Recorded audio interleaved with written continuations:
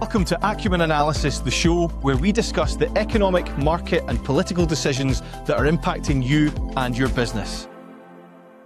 Hello and welcome to Acumen Scotland. This is our 6th podcast in our Scottish series. And I've got here Jack Delaney, head of Acumen Scotland. Thanks, Jim. And we're actually in the home of Hampden, home of Scottish football. And obviously there's been great excitement about Scotland hitting the World Cup, which is in America later this year. But actually, we're in Glasgow, the biggest city of Scotland, home of really lots of small businesses, isn't it, Jack?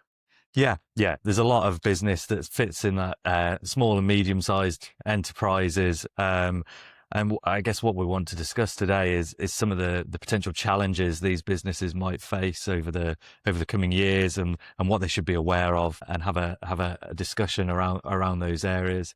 I think one thing that would be good to start off with is maybe, obviously there's a lot of noise about AI. We see it impacting across all sectors currently. What challenges do you think we face from an SME perspective with regards to AI? Well, I mean, Acumen Scotland has its own AI arm. We are building, I'm going to call it solutions with AI. Massive change is coming upon us. Everything that can be automated is about to be automated. Anything that's needing physical hands to a machinery might be a little bit further down the line, but all desk jobs are effectively going to be automated. It's a massive change. What does that mean? It's good for businesses. It's got huge impacts for workers and the employees, what they have to do day to day and their skills and their needs, along with the business and how it reacts to that. And what we're seeing is that there are two sort of options happening. One is the business will just buy a product that's available in the market that's badged with AI to help to enable it to work. So that might have the back end of a ChatGPT or a Copilot sort of function, but ultimately they're buying a product that does something they need. And then the other one is they're building these AI agents and assistants to do it themselves. It's very much more bespoke. And really, I think it depends on where a business wants to invest its money. The better answer is always to build your own, but it comes with risks of investment and making sure it works and getting the payback versus buying an off-the-shelf product. The compromises that you need to make to take an off-the-shelf product which isn't designed just for you and make that work. So these are challenges facing businesses at the moment that I see. I don't know what about your perspective. Yeah, I completely agree. I think we're really seeing the impact hitting, and I think perhaps even impacting sort of employment choice decisions and departmental choices within businesses. And actually, are you having to employ individuals with different skill sets? Certain industries, you might even be looking at the very entry level in terms of maybe graduates or school leaver programs. You're looking at the different skills that might be beneficial to your business moving forward. And those are, I think, key assessments that we're starting to see have to happen within businesses. And like you say, we see it in Acumen, where maybe 10 years ago there would be a very small IT team, or maybe even outsourced IT. We're now at the point where we've got a specialist IT team, software development team, and that is really the sort of direction of travel we're seeing for all business. And do you think there's a necessity to retrain your staff to develop AI skills?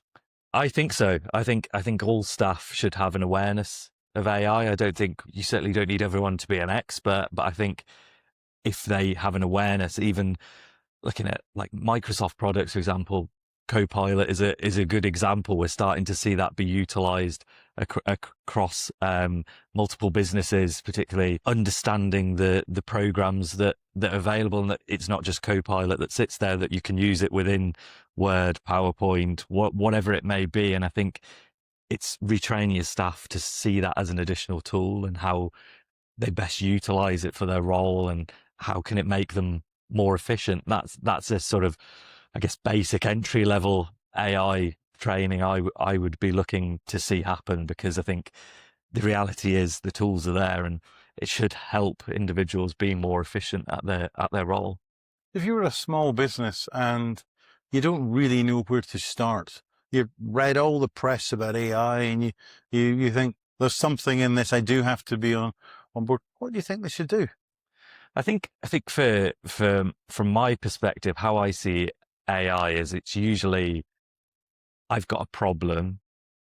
What is the solution? Could AI play a part in that solution? Because I think if you go in broad brush and just say, how do I put AI into my business? It's quite difficult because you can't pinpoint it. Yes, if you have an understanding of how it works, but I think where it's most effective is if you say, look, this is a problem, or this is an area of my business that is inefficient. Is there a software or an AI generated solution that can actually help me? And I think that's where, obviously from our own perspective, that's where we as advisors can potentially help as well, as say, okay, these are products that we've seen, or these are developments that we've put in place. Could we work with you to help you develop a solution that will help your business? Whether you say it's a off the shelf product that we've maybe seen reviews of or used, or something that's developed internally that is more bespoke to your business. Okay. And do you think AI is here to stay? Because there's an awful lot of talk of high valuations for AI, but having to raise huge sums of money because they're losing money. Yeah, I really think AI is the future, should we say? I think it's only going to become more commonplace, and I think those businesses that can embrace it and utilize it effectively within their businesses will be successful. But yeah, like you say, we've seen a few examples of businesses putting the letters AI into maybe packs when they're looking to sell the business to sort of generate a bit more value. But I think the definition of what is a genuinely AI developed software is probably a little bit more far reaching than maybe some of the definitions we're seeing come through at this stage. Yes, I think that's a very good point. I mean, if you put AI into your product, your business will be worth more. But if you just say you've got AI, you won't generate that value, or you shouldn't generate that value. So if you're planning to exit, then actually it's probably worth looking to see how you can develop your business with AI to be integrated, to take advantage of some rather large multiples at the moment. Yeah, I completely agree. And it's almost like we probably saw 5 years or so ago where businesses would be saying it's a fully cloud-based product, for example, but actually one small part of it is cloud-based and the rest isn't. And it's that sort of, I think that's what we're seeing at the minute with some of the AI terminology that's going into these. But certainly, I think if you've got AI products that you've developed yourself, that is only going to add value to your business. And how does that impact on how clients will interact with us as accountants, or other accountants if unfortunately they've gone to other accountants? How is that relationship going to change with AI? I think we've always played a role as advisors, but I think that role becomes more far-reaching than it's ever been. I think the role we've played historically would be seen, oh, you're here just to support me on numbers, you're here to support me on this. But if we look at business as a whole, audit is a prime example. It's not just understanding the numbers. You have to understand the processes, the IT systems, all of these things to enable you to fully come to the right conclusion. And I think that's where, as advisors, we can put input into that and actually help, because we have the benefit of seeing a broad spectrum of industries and clients, and it just builds that knowledge base of what solutions might be out there. And I think we're in a really beneficial position where I think the relationship develops even stronger in an advisory capacity, that I certainly want to feel that a client can pick up the phone and say, right, this is the problem I'm having. Could you help me with it? And maybe I don't know what the answer is, but I will find someone within the business that does know the answer. And that is the beauty. We have such a wide reaching skill base now, wider than it's probably ever been. I think that's the difference that you'll see in the sector that we are in, certainly. And I suppose if you're the small business owner, with AI, you might have less staff because some of those skills are getting replaced with the AI engine. And therefore you've got less people to bounce your ideas off. And you always need someone that's able to understand your business, not someone who's just a transactionalist, someone who actually truly understands the ebbs and flows of what's going on in your business. And your accountant should be well placed to do that. Oh, 100%, 100%. That's what we pride ourselves in, understanding your business from the bottom up. And I think that's where we can really help and add value and maybe make suggestions that that can ultimately prove, and like you say, almost be a sounding board. If you have a query and you want to run it past someone, let's do that. I think that's how businesses are successful. I think working with people that you trust and you respect their opinion will only enable the business to move forward in a positive direction. Okay, so let's we've talked about effectively the future, and maybe here, but it's the future with AI. Let's talk about now.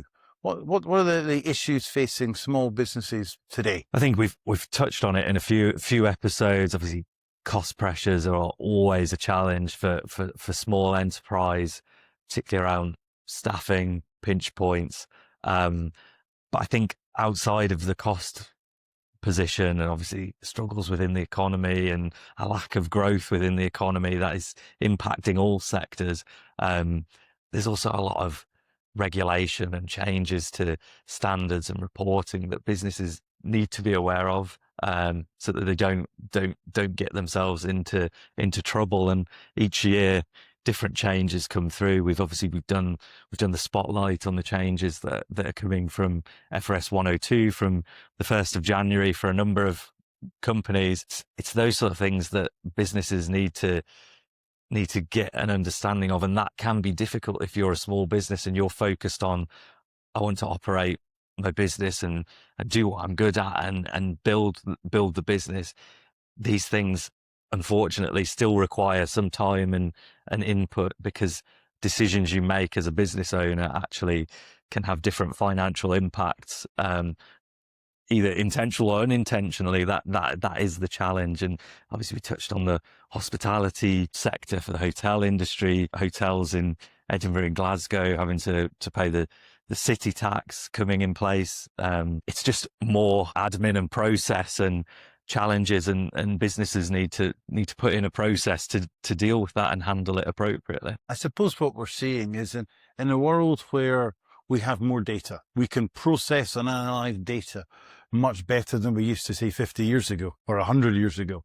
Therefore, governments are putting in more checks, balances and taxes, trying to eke out that little bit of extra money for a reduced loss of vote, for that. So, and therefore a beneficial tax, extra money, no loss of vote. So with that environment, all that means is businesses have to record more information. They need to be more on top of the bit that's outside their sphere of influence, the bit that impacts them from outside. And a trusted advisor who is up to date, has a good relationship and understands the ebbs and flows of that business, is well placed to make sure they stay on the right track. Completely agree. I think another area that it's probably worth us discussing is making tax digital. What challenges do you think that might present for small and medium business owners? I think it's a big issue. The culture is very much, I do an annual tax return, and now you're doing a quarterly tax return. Now, for those that are VAT registered, it's just an extra box on the side of it. I now do a VAT, I now do a Making Tax Digital income tax return at the same time. So there might be less of an impact for them. But for those that aren't VAT registered, whether it's due to exemptions or whether it's due to scale, if they're caught by Making Tax Digital, there's a fundamental shift. No longer is it going to be an annual process to get them up to date. They have to be up to date quarterly. And then when you think about what that means, if you have to get up to date quarterly, are you better just being up to date all the time? Rather than doing this as an exercise you possibly hate it once a year, you do this continually. And that changes the culture of how a business runs. It changes what a person does day to day. So do you think about, well, you know what, I'll outsource it. I'll automate it. Or I'll do it myself. They're all questions that need to be thought through by that business owner to decide what's the right approach for them. And there's always a cost issue, whichever one they take. whether it's the opportunity cost of not winning new business because you've got this bureaucracy of making tax digital to do it, or the cost of outsourcing it to a member of staff or to a professional. There's these issues to consider. And I think it's got a profound effect. I think it's a natural direction of travel. I don't think it's likely to ever change. I think we have more data, we analyze it more, and that's what AI is going to do, give us even more ability to analyze data. So I think we're just going to be grabbing more and more data, and that will mean businesses have to respond to that. So they're going to need to just get accepted. And if you look at an American tax return, for example, it's asking all sorts of questions that the UK tax return doesn't ask. And that's all about them grabbing data in America to possibly assess whether that tax return's right. Not just the figures with those figures that don't seem relevant, but it's also about saying, that will we run that economy better if we know a bit more about you? So I think data can be used for two things. One is eking out taxes, and governments will do that forevermore. But the other thing is, can I put policies in place to support businesses? So by grabbing more data, governments can behave differently, but you need to have that data, and making tax digital is the first step towards having that in a greater frequency. Yeah, completely agree. So if I'm a small business owner and I'm worried about making tax digital, is that something Acumen could support me with? Oh, absolutely. You know, we no problems at all. That's we've got a team that's dedicated to doing just that, supporting their business really through all their financial compliance needs. And you know, it's a reasonably sizable unit, and we have a lot of clients that do that with different technical solutions that are required, because it depends on that business. Fantastic. Well, that's really good to hear. So we've talked about how technology is impacting on businesses and maybe the staff changes, but one of the big costs for business is physical property. The cost of having to have a location for where that business operates, whether it's a shop, whether it's an office, whether it's a warehouse, factory, whatever. Do you see any challenges in the horizon for that cost or investment that's committed in the business? So yes, there's real concerns that there's going to be a significant hike in business rates across the board. And there's a lot of concern that this is going to have a huge negative impact on the economy as well. Yes, it might generate funds for the government, but it does run a real risk of putting businesses out of business, because again, it's squeezing cash flow that maybe is already tight. There is motions in place to try and see if this can be revisited or maybe delayed. But that is something as a business owner you need to be aware of. And certainly if you've got multiple properties and multiple site business, it's potentially going to have a quite significant impact if there is a significant increase in the rates. So yeah, it's something to just be aware of. I think see what's happening from a news output point of view. But hopefully, I think the decision really needs revisiting, hopefully, because I think you're squeezing businesses when they're already down, they're already been hit by minimum wage hikes, NI hikes, corporation tax rate increases in the last couple of years. It's all of these things that do keep squeezing cash flow. So I think, is it going to be positive for growth in the economy? I'm not convinced it would be. I think it's only going to have a detrimental impact, personally. I mean, we talked about in an earlier episode of this series, we talked about whether governments were efficient to actually driving growth, or whether it had to be the private sector. And from memory, our conversation was very much the private sector is the one that typically drives growth. The challenge I think Scotland and the UK face is that we're not balancing our books. The government is overspending and therefore is trying to work out how to get money in. So we end up, the taxpayer, the small business owner, feels that pain. Yeah. The big international business can just switch off the UK and operate internationally, but the small business owner who's wedded to that property and that business and that location, that community, is stuffed. Yeah. He's got to accept that he's got to contribute more in order to help the UK with and Scotland with its current expenditure plans. Whether those expenditure plans are fair and right is a political decision, but the consequences of it rest with the citizens. Yeah, I completely agree. It is a real area of debate, and I think it will need further discussion before a final decision comes through. Small businesses don't have the advantages of large international businesses.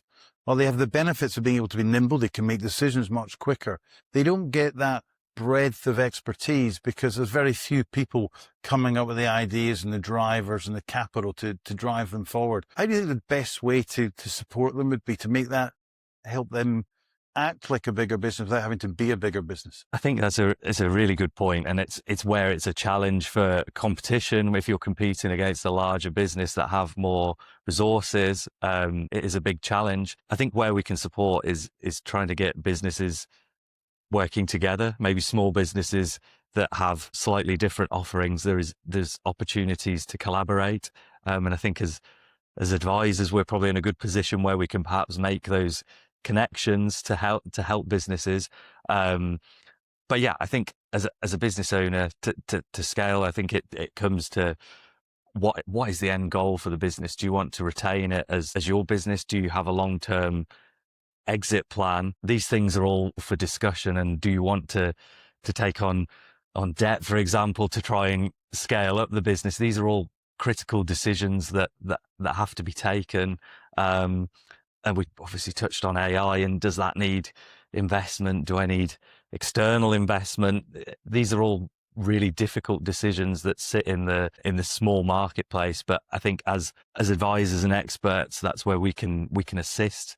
We can look at what are your working capital requirements, for example.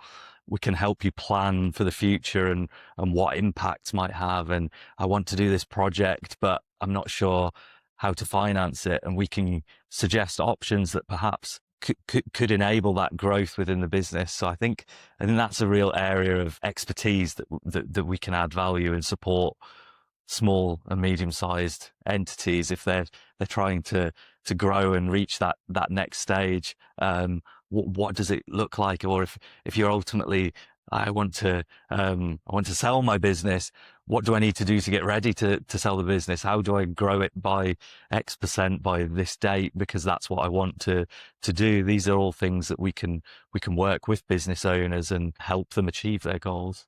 I certainly think that it's important for a business owner to always think through what's the long-term position. When you exit, are you just walking away? Shut the doors, hand back the keys and walk away? Or do you have something to sell? And if you have something to sell, then how do you present that bit? How do you prepare it so that it can survive and thrive without you? Because otherwise you'll never get to exit if you want to. I think there's a journey of education to have with clients so they can understand where they're trying to go, but also what needs to be done. Yeah, I completely agree. I think it is what is the end goal? What is the plan? Like you say, am I retaining the business? Is it a family business? Am I passing it down to my children? Is there inheritance tax implications if I do something like that? Are my children capable of running it? How do I train them up? Because I'm the expert. How do I train them to be able to take over? Yeah, it's all of these things that you need to long-term plan. But I think those businesses that know what their long-term strategy is, that gives you comfort. And like you say, whether it's retaining it within the family or whether it's ultimately selling it either to a private equity investor, or in some cases do go down the route of selling it to them but staying on board to help them continue scaling it up because I'm the expert within the business. And then it's a matter of what's the private equity firm's long-term strategy and how do I play a part in that as well. And these are all things that we've got experience of working with, can support if you're uncertain or you're not sure what the best strategy is, or how do I try and maximize the value of my company. These are all critical discussions and what are deeply personal and matter to people. And that's why we do them with the utmost attention and care, because we get that these businesses have been built up often from nothing up to being hugely successful, and people are passionate and deeply proud of what they've achieved. And I think that has to be respected. And that's what we want you to achieve, the best outcome that leaves you feeling happy. Okay, so thank you for that. But on the other side of it, so that's thinking about exit. We often have clients come to us who are just starting out or thinking about starting out. How can we best support them? Yeah, I think often at the startup stage, people have the concept and they know what they're doing and they know how to sell their product, develop their service, whatever service line it might be in. And sometimes it's, okay, well, what infrastructure do I need behind that to be successful? Okay, I actually now need some employees. What do I need to do? How do I set up a payroll? What legally do I have to do? GDPR requires all of these things that a new business owner might not have experience of. These are the areas where we can help on the infrastructure side, whether it's looking at, okay, right, I've got a business. I need to set up some procedures now. I need a process for, I don't know, debt collection. What is my process going to be? How can you help me implement that? Okay, I need accounting software. What products are out there? What do I do? How do I run it? I might need bookkeeping support. It's all of these sort of things that we can help you from all the way up to the top, sort of decision making at the highest level, right down to the nuts and bolts of the business and processing transactions and helping you get through the day to day. But that, I think, is often where business owners find challenges, because they've obviously got a great concept, a great idea, they're great business people. Behind that, there's only so many hours in the day that you've either got to probably employ people to do this infrastructure, but then it's, okay, how do I get the right people? Again, that's something we can support businesses on, and that selection process. It's those decisions that are key, that then gives you the ability to focus on growing the business and selling the product, whatever it may be. It gives you the time to do that, and you're not tied down by administrative burden that's eating into your day, and you don't have that. You can't go out and meet the prospective new client because I've got to do my VAT return or something like that. It's those sort of decisions that can impact a startup business.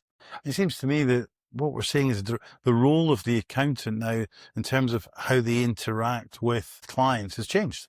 The role is to be much closer to that accountant, to be more that trusted advisor, giving them advice, whether it's commercial advice, whether it's compliance advice, looking at how technology can transform their business, how to plan for the future, whether that's exit or something else. I think that's really encouraging to see. It also means that when times are tough, there is somebody that you can bounce ideas off, somebody else that can come up with ideas to help solve problems.